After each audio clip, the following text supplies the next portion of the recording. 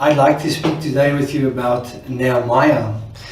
Nehemiah was a very interesting character and someone that really motivates me.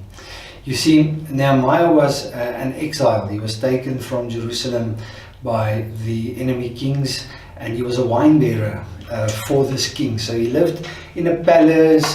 He was a slave living in the palace of a king, and he had quite a royal position, so he had favor with the king.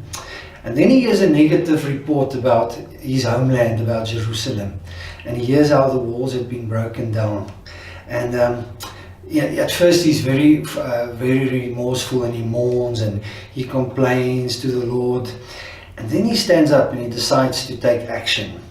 So he goes from being a complacent complainer to being an action taker. And he decides he can't leave things the way they are.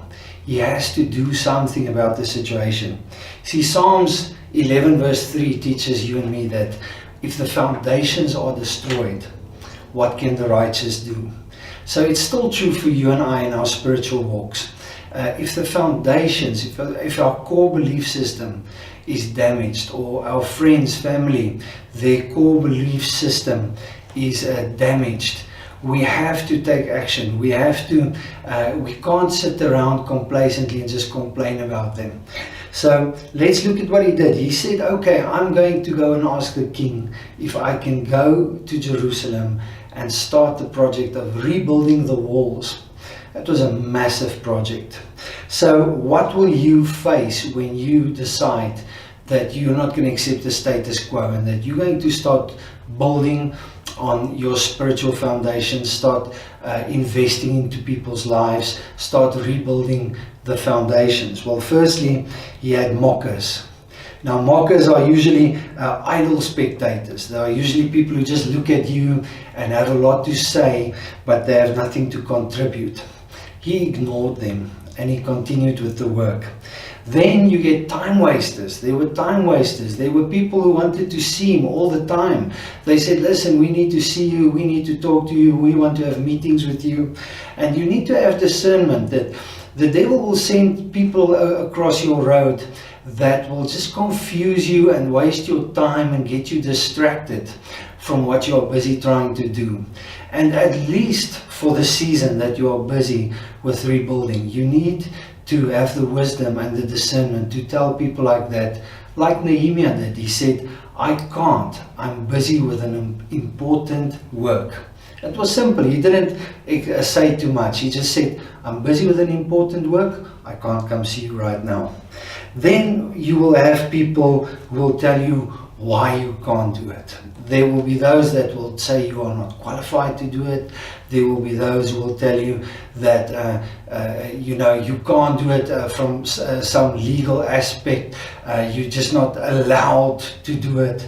And Nehemiah had all these kind of critiques and criticism going on. Some said to him, if a fox jumps against your wall, it's going to fall over, meaning, you're not qualified to build these walls. What are you doing?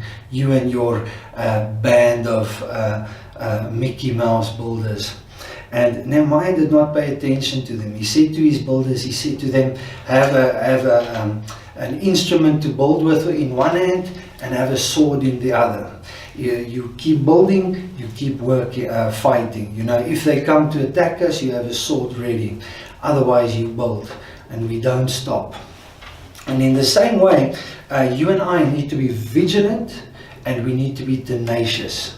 In other words, we need to build, we need to invest, we need to work on our spiritual lives and work in the lives of others, and we need to be vigilant that things do not distract us, that we do not lose focus, and that we complete the task that God has assigned us with here on earth. Ask yourself today, are you a victim? Are you going to be like the rest of Jerusalem, who were just going around complaining and wailing, saying, oh, the walls have been destroyed, what are we going to do? Or are you going to be a Nehemiah, a victor, someone who says, maybe I can't do much, but I'm going to do something? And then finally, are you just going to accept the negative reports and maybe even agree with them? Or are you going to be someone who stands up and says, this can change. This might be our current reality, but I see something in the future. I have vision. I see something better in the future. God bless you.